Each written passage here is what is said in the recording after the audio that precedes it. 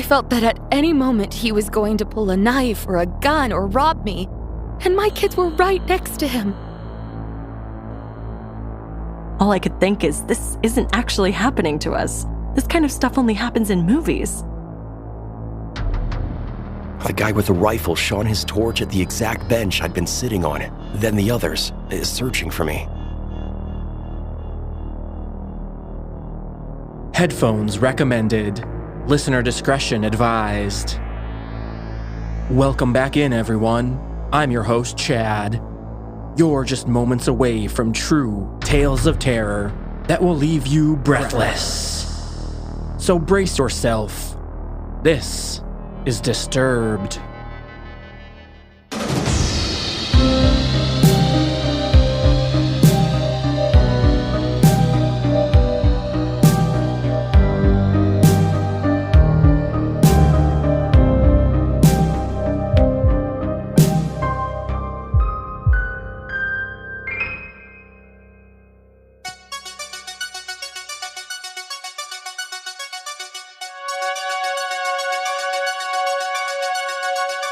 At the top of the show, I'd like to mention that I've made it easier than ever to submit your stories. So if you have a true, original experience that you want to share for the podcast, head over to disturbedpodcast.com/submit and follow the guidelines. Now, I'm not sure about you guys, but where I'm at, it's bitterly cold. So let's heat things up a bit with a new set of horror stories. Our first experience has all the elements of a classic horror movie, and it's something Reddit user FuzzyFox41097 had to live through. Performing this experience is Addison Peacock.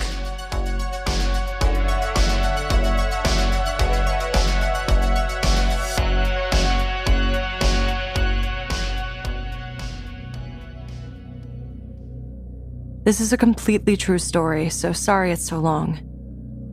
When I was probably 13, my family and I were on our way home from a Wednesday night church service. My mom was in the driver's seat and I was behind her in the back. My 5-year-old brother was in the middle and my 10-year-old sister on his other side. We were just down the road from the church, but it was a country road and late, so there was no light and no one else on the road. We were just coming up to our turn when all of a sudden a car comes swerving from our turning spot.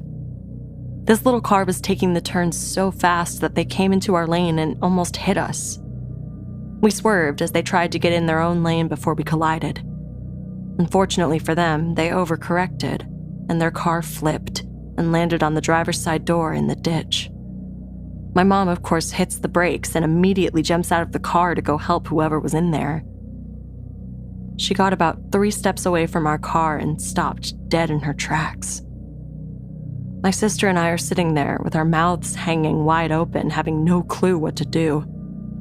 All I could think is, this isn't actually happening to us. This kind of stuff only happens in movies. But why isn't my mom going to help the person? It was summer, so we had all our windows halfway down. I heard a person start yelling, "Help," from inside, and my mom starts moving again to help him. But for some reason, she stops again in the center of the road.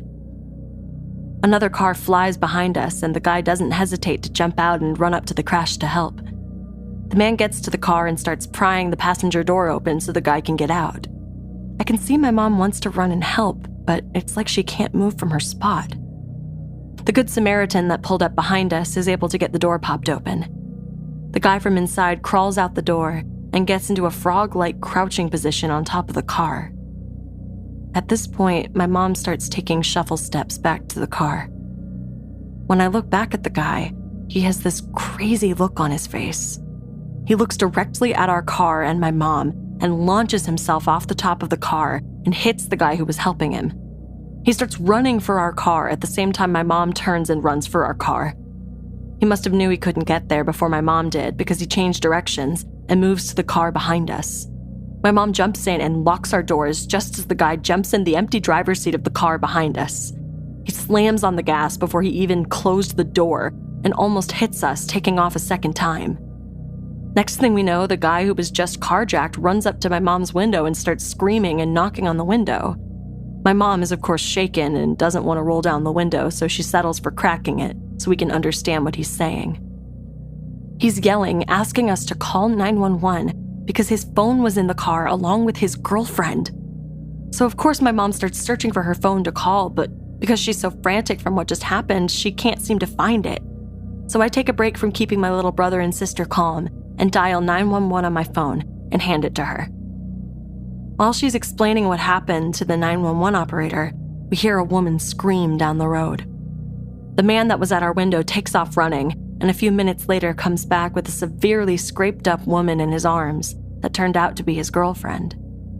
My mom unlocks the doors at this point, and he sets her in the passenger seat while we wait for the cops. The girlfriend told us that he noticed her while he was speeding off and tried to hit her, but she scratched and punched at him and while trying to plead with him to stop the car. He kept coming at her, though, and finally rolled down the window and pushed her out, going about 60. The cops finally show up and talk to all of us to get our stories. While talking to one officer, he told my mom that the man had shot and killed a man behind some apartment complex. That's why he was driving so fast and trying to get away. When we finally got home, we were all told to go to bed, but of course, I wouldn't be able to sleep that night. So I went downstairs to talk to my mom. I worked up the courage to ask her why she stopped running to the car when the other guy didn't. She told me she had such a strong feeling that she should stay in the car with us that it was almost like she could hear it. When she heard him start yelling for help, she ran to help again, but just like last time, she got the overwhelming feeling not to go to the car. To this day, I wonder what would have happened if my mom hadn't listened to that feeling. The man could have easily overpowered her and gotten to the car if she had been any further away. I should also mention the man was caught that night trying to steal a new car. He had already ditched the car he stole from behind us, so the thing that really helped him get convicted was that when the woman was fighting him off, she grabbed the wrap off his head before falling out. She didn't know she did till the police got there and found it by where she was pushed. He did go to jail, but I was never informed of how long or anything else. And honestly, I never cared to ask.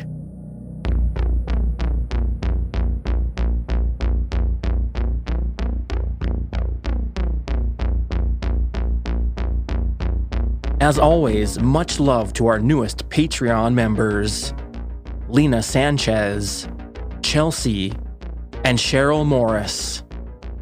Your support directly contributes to a higher quality show, and anyone can contribute.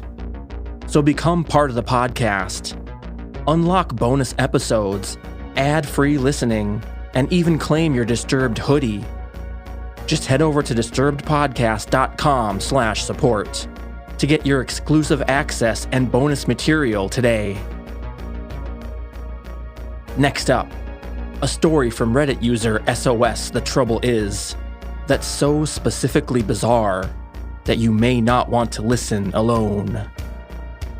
Performing this experience is Tom Aglio.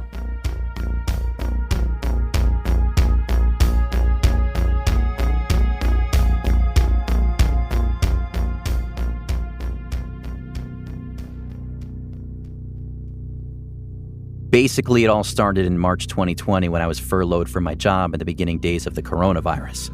I had a lot of excess time on my hands and spent a good majority of it surfing sites like Web Sleuths and Charlie's Project, as well as joining various Facebook groups and subreddits dedicated to the subject.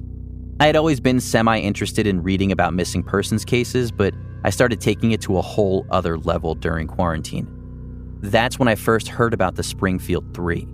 For those of you not familiar, on June 7th, 1992, 18-year-old Stacy McCall, 19-year-old Susie Streeter, and Susie's 47-year-old mom, Cheryl Levitt, disappeared from Susie and Cheryl's house in Springfield, Missouri on the night of the girls' graduation. Their purses and cars were left behind, and aside from a broken porch dome light, there was no evidence as to where they went or what happened to them. It is an absolute mystery in every sense of the word. It's like they just vanished off the planet. As soon as I read about the case, I became hooked. Obsessed would probably be a better word, actually. I went down the rabbit hole, reading and watching everything I could about the case. It was something that was always on my mind, and it really just started to consume me. In early June, I had a friend over to my house, and I ended up telling them about the case. They seemed rather intrigued and suggested that we try to contact the girls and see if we get a response. My friend is very spiritual and into all things pertaining to ghosts and the other side. And even though I myself was not, I agreed because why not? So they ran home and grabbed their Ouija board and we proceeded asking questions. I'm absolutely certain this is what caused all of this. We started off by saying we were specifically trying to communicate with the women, saying their names and nobody else, and if they could hear us to please let us know. At the time, I was totally convinced my friend was messing with me and moving the little handpiece, whatever you call it, but they insisted they weren't. We asked who it was we were speaking to, and the response we got was, Suze. My friend then asked what happened to them that night, and we got, take. I asked where their remains are and got marked. Nothing legible after that, so we stopped. Starting that night, I began having the most vivid dreams I ever had in my life, and in all of them was Susie Streeter. It was every night. The setting of the dreams would change, but she was always in them. In many of them, she would try to talk to me, but she couldn't get the words out. It frustrated her. So she tried shouting, but nothing audible came out. I could hear her cry, though, and she cried a lot. I could sense her emotion like I was absorbing it. An utter sense of betrayal, abandonment, loneliness. It was awful. I had these dreams like clockwork until August 25th, and that's when shit got real. I will remember that day for the rest of my fucking life. I was in my room on my phone, and all of a sudden I heard the crying I heard in my dreams, except it was here in my room while I was awake. It sounded close but otherworldly at the same time. I really don't know how to explain it. All the hairs on my arms and legs stood straight up. I don't know if this was because I was freaked out or if it was a reaction to her presence. Then suddenly, without me saying anything, Alexa started playing the song Love My Way by the Psychedelic Furs. This has essentially been my life every day. Every night I dream of her, and at least once or twice a week, she makes herself known in my waking life. It only happens in my room and always starts with either something falling or moving, the sound of crying, or Alexa playing the song Love My Way. It's always that song. It just starts playing. It's becoming more than I can handle. I'm a wreck. I feel helpless, like she needs my help, but I'm helpless. But it's scary too. It's traumatizing. You can't begin to understand what this kind of stuff does to a person. Am I crazy? I don't think so. I rigged up a camera in my room that's focused on my Echo Dot to see if I could get footage of the thing playing by itself, and last night I finally got it. It happened while I was outside with the dogs. I desperately need some advice. Part of me wants it all to end and for her just to leave, but on the other hand, I feel I've grown a connection with her and would love to help her if I can. I just wish I wasn't so afraid of her when it happens. What can I do to help her find peace?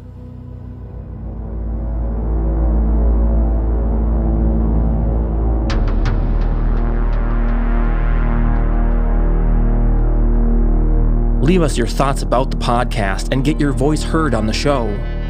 Just hit up our hotline, 701-354-3667, or leave us a message online at disturbedpodcast.com. Now, our next experience has to be a major fear for any parent. Coming from Reddit user Spooky Red, we hear what can go wrong in an empty parking lot. Performing this experience is Sarah Thomas.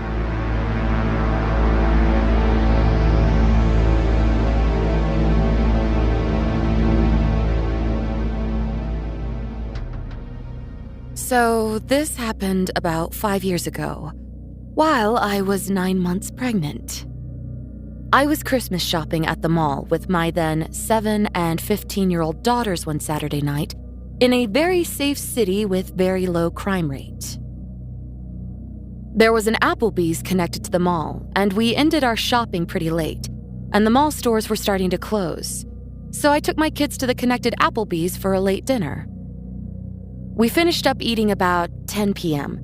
and leave out of the Applebee's entrance into the practically deserted parking lot with shopping bags in tow. As we got to the car, I was in the middle of maneuvering the shopping bags on my arms to find my keys when a 50-ish-year-old, crusty-looking guy starts walking up from somewhere in the parking lot with shaggy gray hair and a faded flannel shirt and old jeans. I noticed him briskly approaching, and when he was about 40 feet away, he said, "This is a stick-up. Give me all your money." My blood ran cold, and I stared at him owlishly and shakingly said, "What?" He then said he was just kidding and came up and stood right next to my daughters, who were standing on the other side of the car, waiting for me to unlock the car to let them in. He then starts making small talk with me and my girls.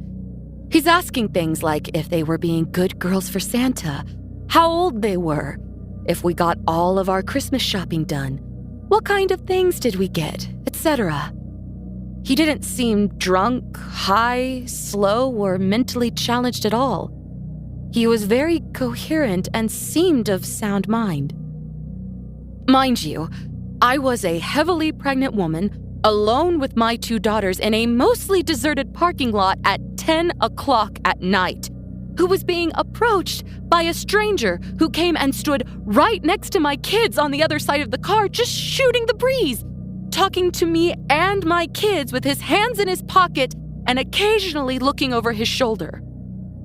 I didn't want to aggravate him, so I was politely conversing with him and trying to look calm and nonchalant while trying to disguise my frantic hands digging inside my giant purse for my car keys. This exchange went on for a couple of minutes while he periodically kept looking over his shoulder. I was slightly panicking and trying to politely keep the situation from escalating and calmly and nonchalantly talking to him while also trying to find my damned car keys to get us out of there. They were in there hiding good. I felt that at any moment he was going to pull a knife or a gun or rob me, and my kids were right next to him, away from their mother on the other side of the car, and I couldn't find my fucking car keys to get my kids into the safety of the car. He kept trying to engage them in conversation, and I could see that my oldest daughter was a little weirded out, and she kept glancing at me to gauge my assessment and reaction to the situation. Kids often tend to recognize potential danger when they are with their parents, since they see us as their protectors. And being that he was only talking and acting friendly, and I was doing my best to stay calm, they were oblivious to the alarming situation we all were in. And being 9 months pregnant, and that I was no match for this full-grown man, especially if he was hiding a weapon on him. While still desperately digging for my keys, I tried to politely give him hints that the conversation was over by saying things like, "It was nice chatting with you, but I gotta get these kids to bed," and "It was nice meeting you," and telling my girls to say that it was nice meeting him too. My polite attempts to get this guy to leave weren't working because he kept sidestepping my attempts and asking them what their favorite school subjects were and how nice young ladies they were, etc., while I was struggling with the shopping bags and digging in my giant, cluttered purse for my car keys. My outgoing 7-year-old was completely oblivious to how not okay this situation was, because he was being friendly and because of the whole "I'm with mommy so I'm safe" child mentality. So, she started to talk to him about what she picked out for Daddy for Christmas, and started enthusiastically talking about kid stuff and asking him if he knew what Minecraft was, etc., and keeping this creep from leaving us alone by keeping him engaged in conversation.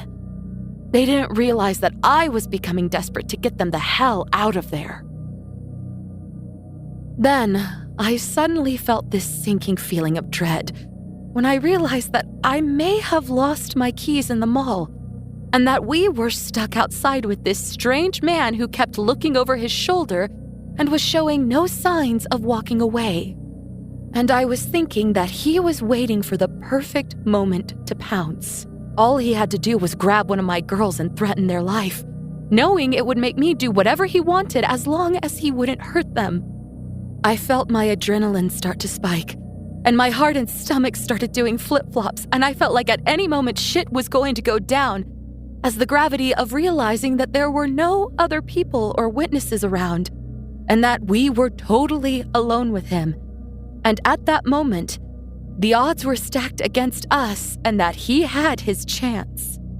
Then, he all of a sudden said, "Okay, it was nice talking with you. See you later," and walked off in the same direction from which he'd come. It wasn't until then I found my car keys, and unlocked the car and told my kids to get in fast. I got in too and locked the doors and started the car and drove the hell out of there. My 15-year-old lightheartedly and jokingly said, "Okay, that was weird," and laughed. I was overwhelmed with relief, and then I was confused over what had just happened. I thought to myself, why the hell would a guy of seemingly sound mind think it was totally acceptable to go out of his way just to approach a woman and her kids in a deserted parking lot late at night just to chit-chat? But being that nothing bad happened, I brushed it off and joked about it too. When we got home, my husband greeted us and asked us how the shopping went. I said it went well, and my 15-year-old told him what happened in the parking lot and how weird it was and was kind of joking about it. I started joking about it too, saying how I was mentally having a panic attack while trying to look calm. And I started making fun of myself by telling my husband how I was attempting to inconspicuously rummage through my purse to find my car keys.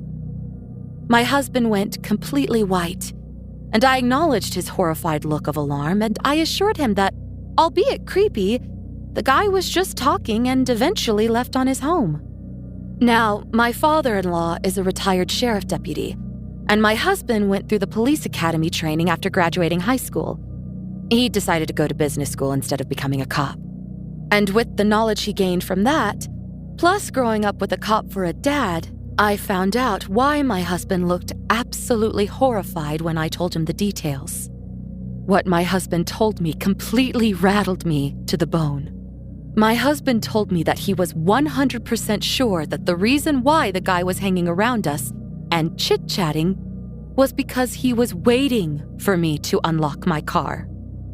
And the reason why he was standing next to our kids was because once I unlocked the car and the kids started to get inside, he was most likely going to force himself into the car with the kids and hold a knife or gun to them to gain leverage on me to force me to cooperate, knowing that I wouldn't abandon my kids. This would force me to get into the car with them and do whatever he wanted me to, which most likely would be to drive to a remote location to do God knows what. And since he wasn't wearing a mask, that suggested that his intentions were to leave no witnesses to identify him. I remembered that he was positioned by the backseat passenger door, where my 7-year-old was standing by waiting to get in. My husband told me that the most likely reason why the guy ended up leaving was because it took so long for me to find my keys, and the longer it took, the more anxious and spooked it made him. And that whole time, I was desperate to find my car keys, which through some sort of divine intervention, stayed hidden in my purse, thus saving us from potentially being abducted.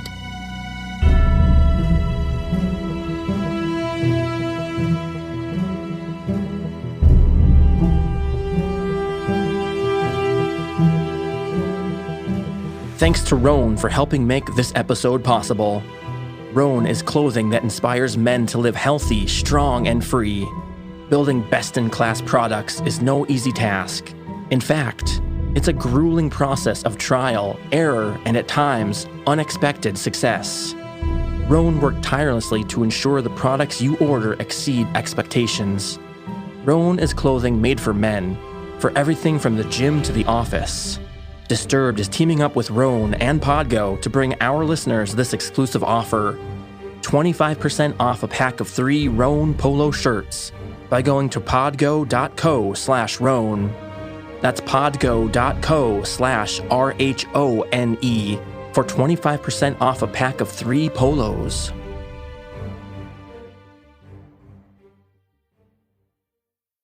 Now back to the show.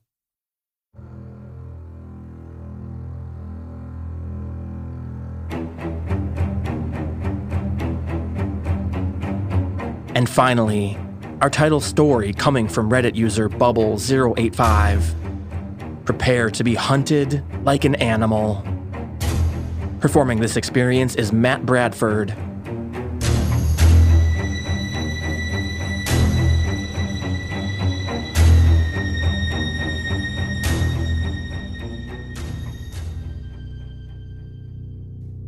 This happened to me a couple of months ago now, but when it first happened, given how crazy it was, it took me a few weeks to collect myself enough to type it up and post it.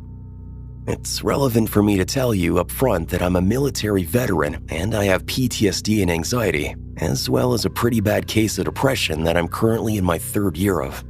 I've read that CBT, cognitive behavioral therapy, can massively improve PTSD symptoms and in turn help to reduce anxiety, so I've been trying various techniques at home.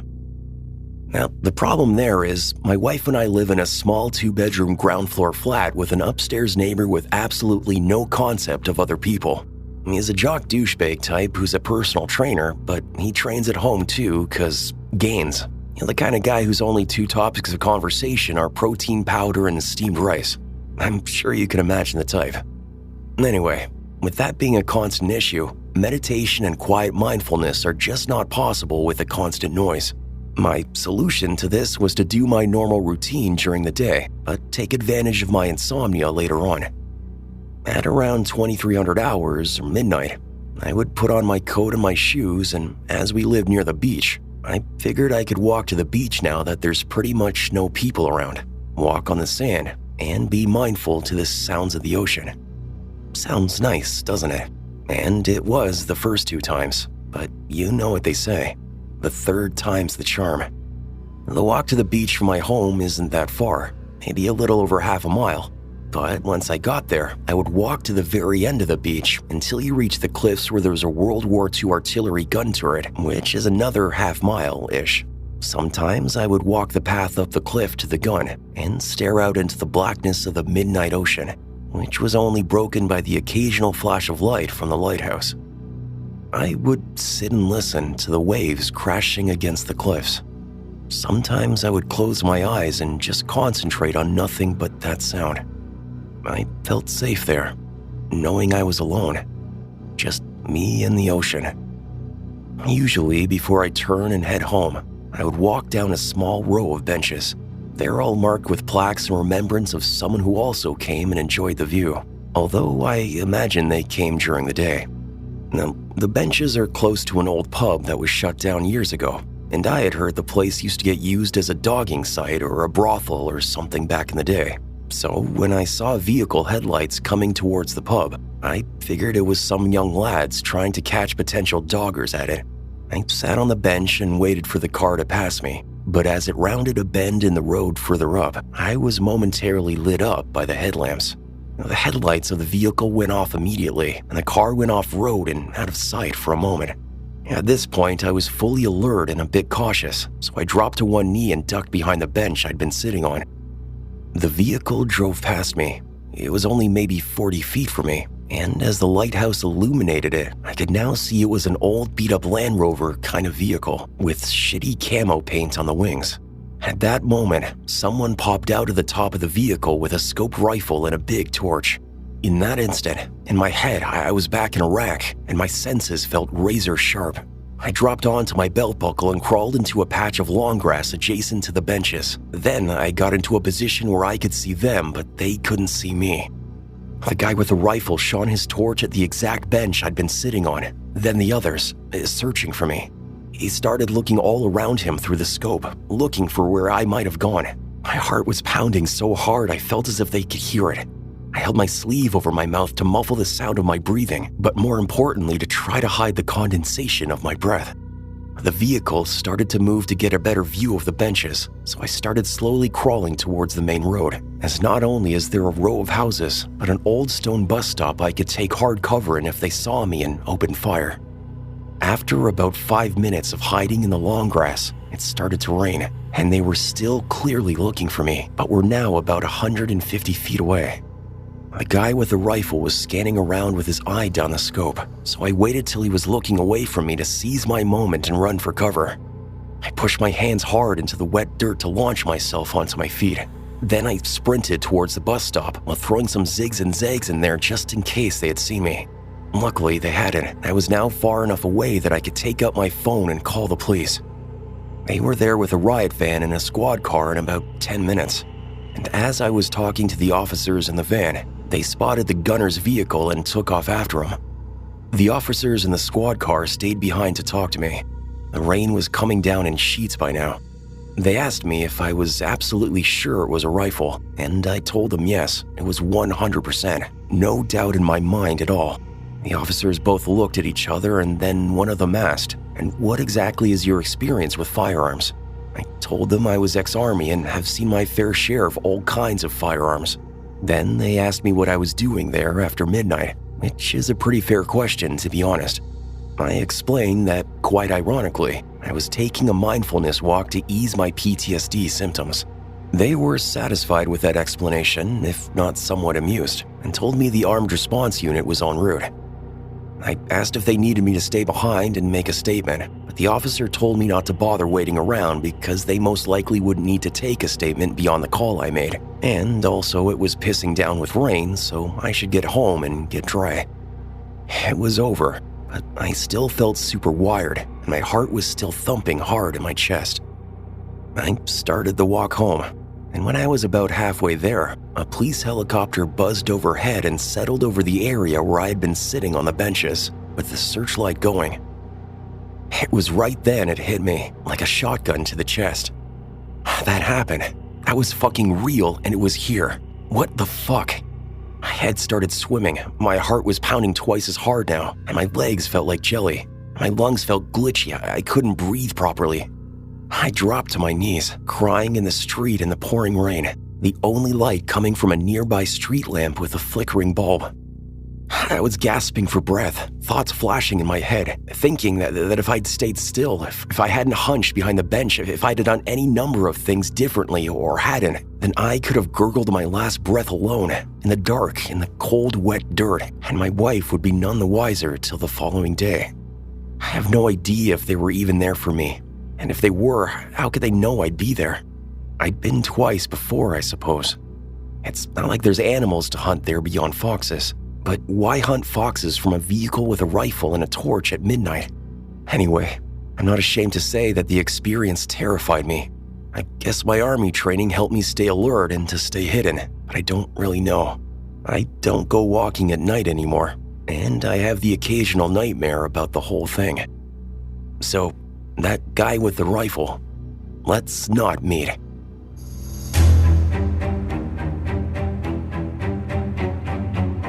Support the show to become part of the podcast and get access to bonus episodes, ad-free listening, and much more. Visit disturbedpodcast.com/support to get your access today. Follow our social accounts, Facebook and Instagram @DisturbedPodcast and Twitter @Disturbed_pod. Disturbed is a Disturbed Media original podcast. Musical score by White Bat Audio, CO.AG, and Kevin Hartnell. Thanks for listening. We'll be back next Thursday with a brand new episode. And stay safe out there, y'all.